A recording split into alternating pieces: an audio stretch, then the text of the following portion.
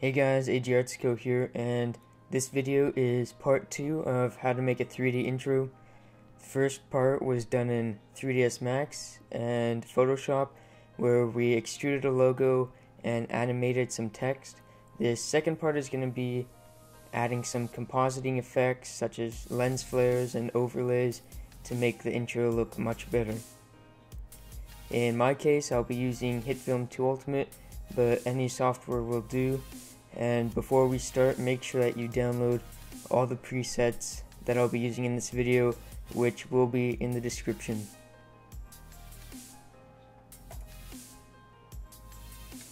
Alright, so first off, like I said, make sure you have all these presets.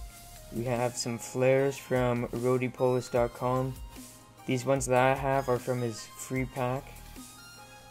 And then I have this glitch overlay here, as well as a dirty screen overlay and some particles from Video Copilot.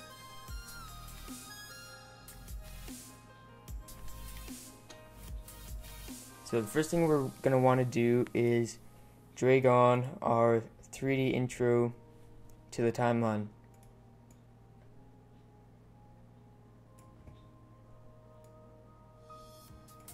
So this is what we have from last time with no effects.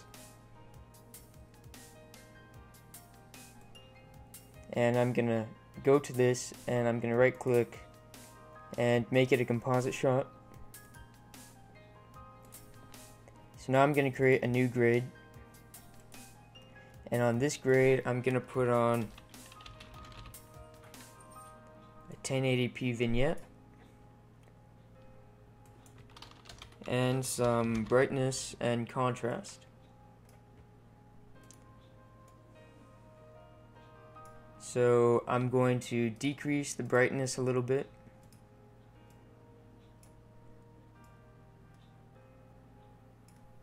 And I'm going to increase the contrast.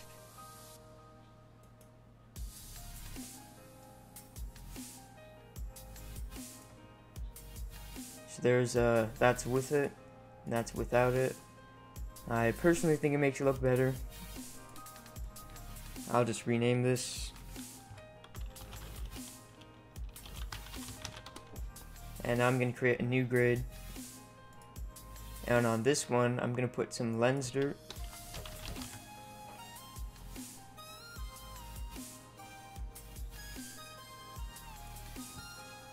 and I'm also going to put on some shake.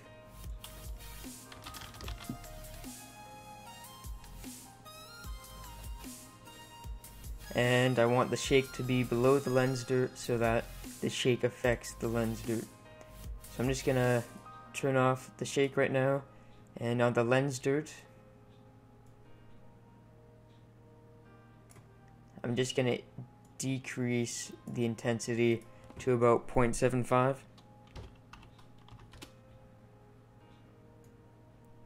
So we have this nice lens dirt effect. And then the shake, we're going to want to set some keyframes. So about the 220 mark, we're going to set the amount to be 5, and then we'll set a keyframe. And then we're going to go to about 3.15 and increase the intensity to about 550.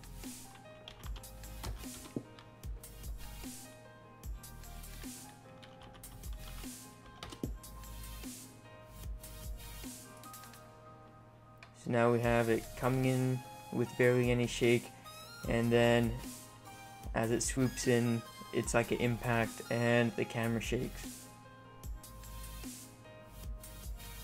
So then at about the 4 and 4.5 second mark, or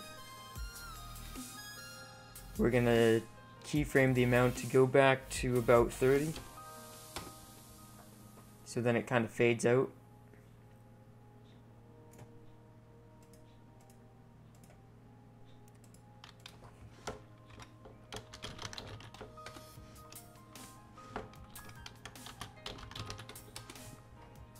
Now we're going to want to create another new grade. And on this one, we're going to want to place the hologram effect.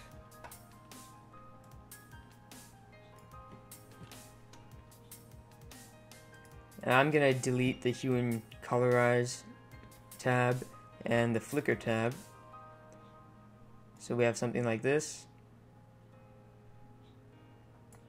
Some nice feedback and everything, and under the TV damage, actually under the transform properties, I'll just decrease the opacity to about 80%.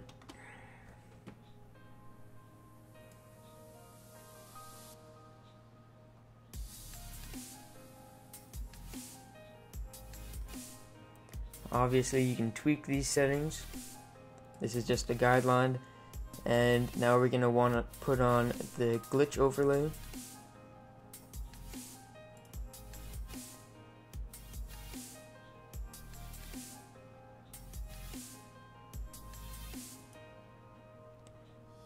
To about the 3-second mark.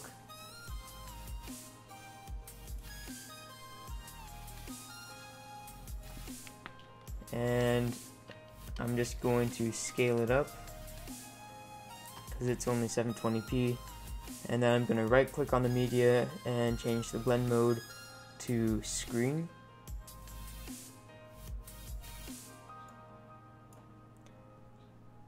So if I turn off some of those, you can see what it does. Kind of gives it a nice feedback effect.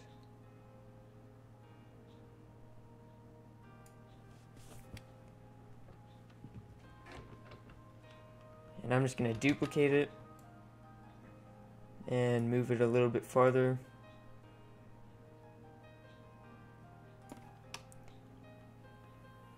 And I'm also going to duplicate it again so that it becomes more visible. So now we have that nice glitch effect. So I'll just turn all of the things on.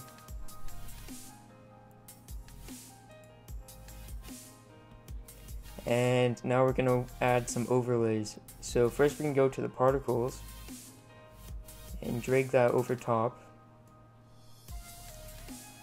I'm just going to right click, transform, fit to frame.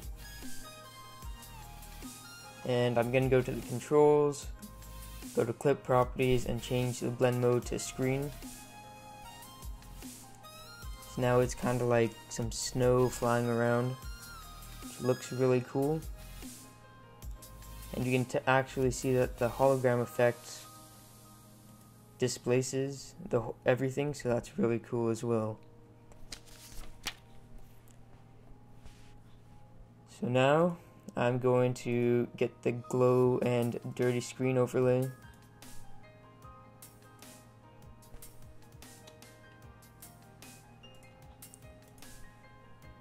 And fit this to my frame, and also change the blend mode to screen.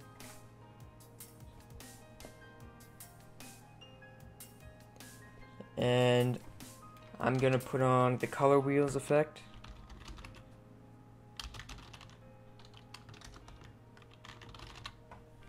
Color correction wheels. And I'm just going to make it a little more blue.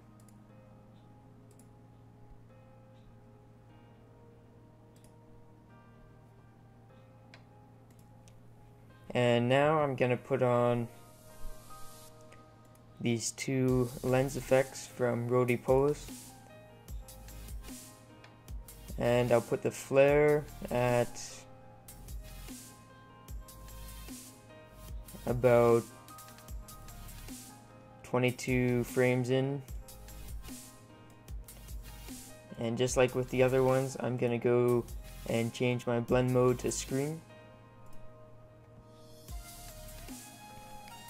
And I'm going to put on a cross dissolve, which will fade the opacity in, and it will also fade the opacity out.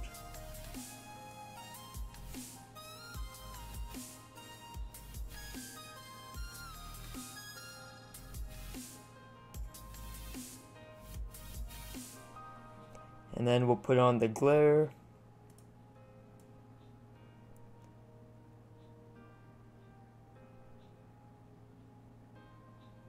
Around the time of impact. Once again, change the blend mode to screen.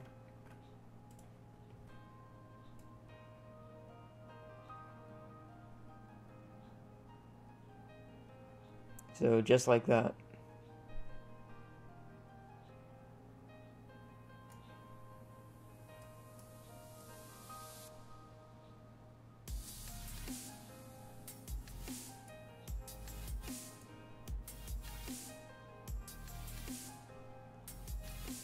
And before we export it, we're just going to want to put on a fade to black effect, or fade to color.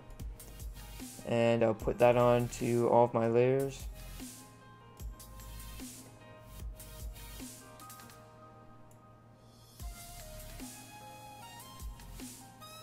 And that's about it. I hope you guys like this tutorial. If you have any suggestions, leave them in the comments below. And if you have any questions, feel free to ask. Have a great day.